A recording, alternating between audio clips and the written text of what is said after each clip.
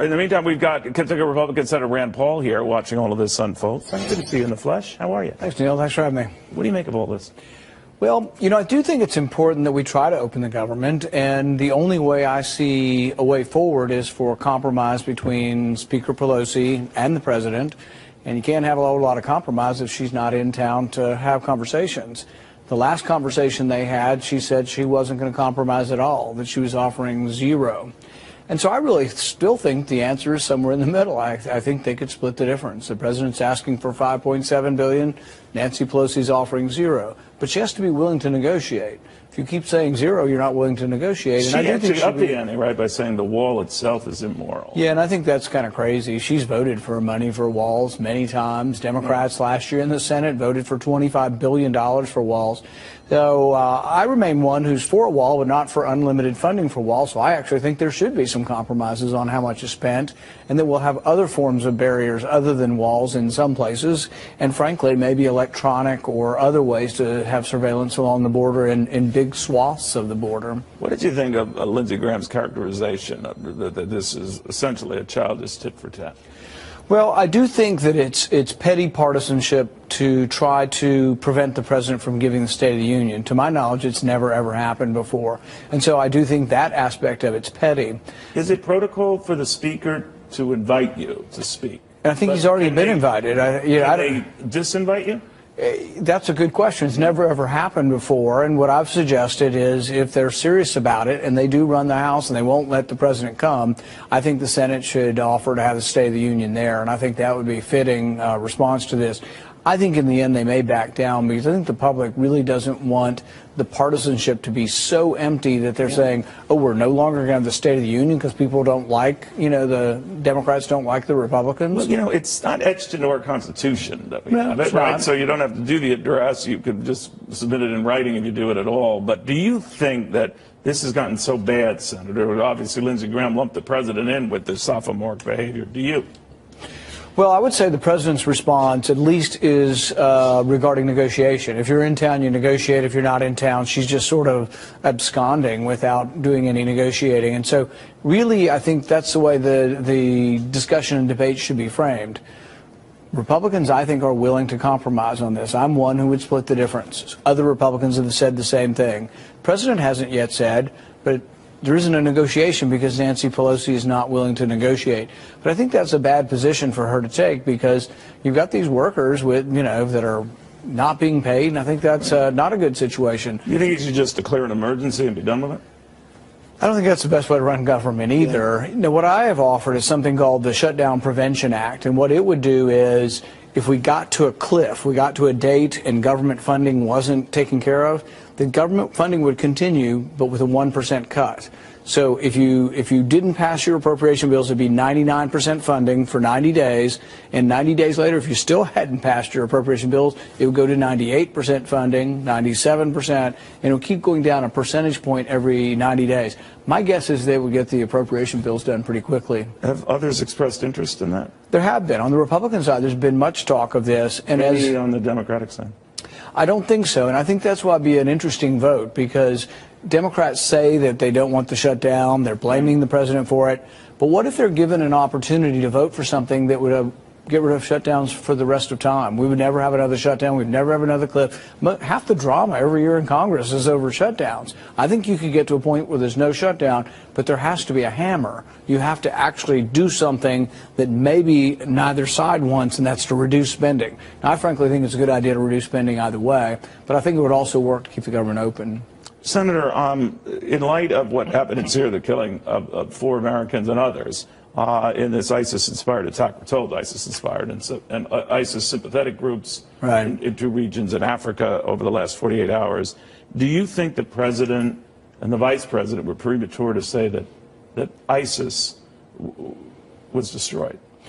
Well, I think if you look at the evidence, we've taken 99% of ISIS's land, and they're basically destroyed. Is there any remnants of radical Islam and the ideology that leads to this terrorism? Sure, it's everywhere.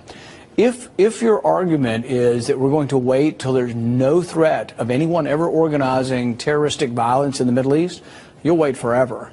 And so, frankly, by saying that about ISIS, Senator, it almost emboldened them to do this.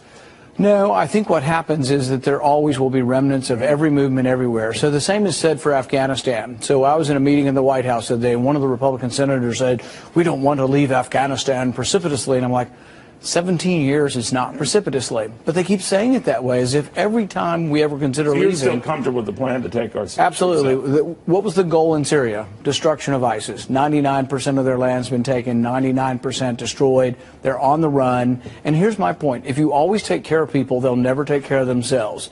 The Syrians need to step up. The Turks, everybody else, they live there. Can they not handle 1% of ISIS and finish off the job if it needs to be done? Well, a lot of your Republican colleagues, and they know your history on this, it would be very leery of foreign entanglements and the like, but Congressman Adam Kinzinger, the Republican representative from Illinois, had wondered aloud whether you are retreating from the Middle East.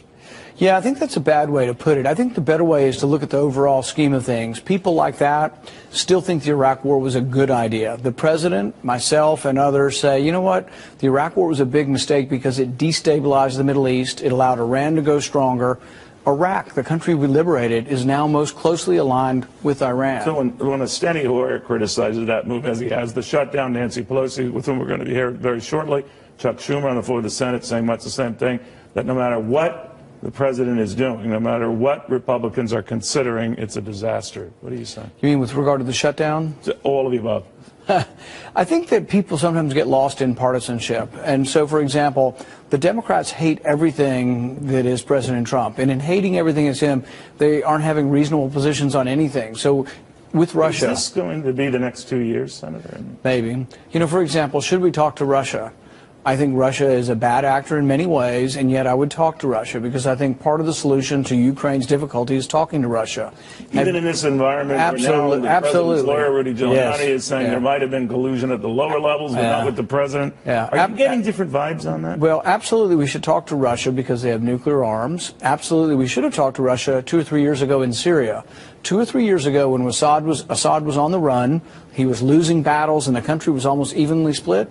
I think we could have talked Russia into accepting Assad into exile. But is any discussion with Russia, Senator, compromised by this latest stuff in the Cuomo interview with Rudy Giuliani, which he seemed to say at the collusion level, it wasn't up to the president, but it happened prior? I think discussion with Russia is made more difficult because politics has entered into it on our side.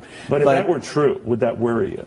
Well, yes, it worries me because there used to be rational, reasonable minds in Washington who wanted to do everything we could to control nuclear arms. Ronald Reagan was one of those. No, I'm talking about lower-level campaign officials talking to the Russians, if that is true, just not the president. I don't know what that would have to do with whether or not we would have diplomatic relations with the Russians. And it shouldn't. I'm sorry, I wasn't clear. That alone, these latest developments and revelations, if true, does it change the whole perspective on this investigation? You know, I'm never really sure of what people are talking about. The other day there was a story saying Manafort gave polling data to the Russians, and it's like, well, you can look online, you know, and get polling data. Polling data is out there everywhere. Polling data is a dime a dozen. So to say that and to say, oh no, low-level, you know, campaign officials in Trump gave polling data, it's like, and so really we have to think about, you know, what we're talking about here. Are we talking about espionage? Are we talking about people trading, you know, being traitors to their country? That's a big deal. Well, whatever that report is, and let's say Mr. Barr becomes the next Attorney General, would you be for him releasing all this information, getting it all out there?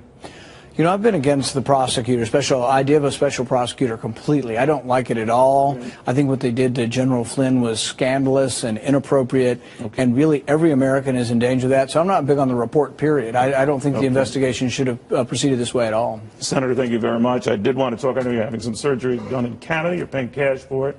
I wish you well, feel well, get better.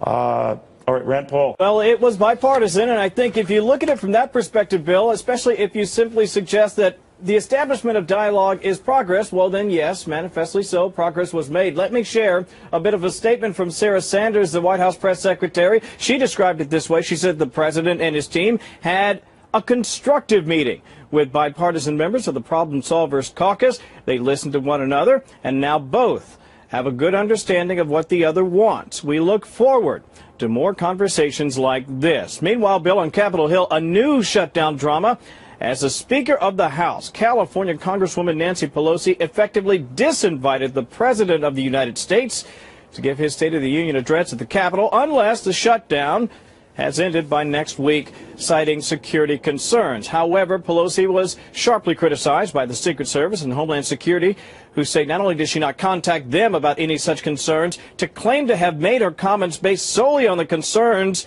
of a furloughed DHS employee simply defies common sense. Here's what the DHS Secretary said. Kirstjen Nielsen, she said the Department of Homeland Security and the U.S. Secret Service are fully prepared to support and secure the State of the Union. We thank the service for their mission focus and dedication and for all they do each day to secure our homeland. No word yet, Bill, on what the White House might do. As we learn, we'll pass it along to you. Bill? Got it. What is the White House reaction now on this, the carnage in Syria, the attack that claimed 4 American lives yesterday, Kevin? Yeah, boy, just devastating. Plenty of voices weighing in, as you can imagine, about best practices, the best way to move forward, and obviously serve American interest. But clearly the White House is expressing condolences for the families impacted. Let me share part of what we learned yesterday from the Vice President, Mike Pence. He said this: President Trump and I condemn the terrorist attack in Syria that claimed American lives, and our hearts are with the loved ones of the fallen. We honor their memory, and we will never forget their service and sacrifice. That attack claiming 4 American lives so far, with many other non-Americans killed and injured. ISIS claiming responsibility. Mark Warner, the senator from the Commonwealth of Virginia, also weighing in. He said, my heart goes out to the families of the Americans who were killed and injured in Syria. This cowardly attack highlights the danger our service members face every day. He ends his tweet by saying this: the ongoing threat from ISIS demands a coherent strategy that's informed by military leadership. You also mentioned, Bill, that the president is on his way to the Pentagon today to talk about missile defense. We expect to hear comments from him. We'll have live coverage and, of course, pass that along to you at that point. But for now, back to you.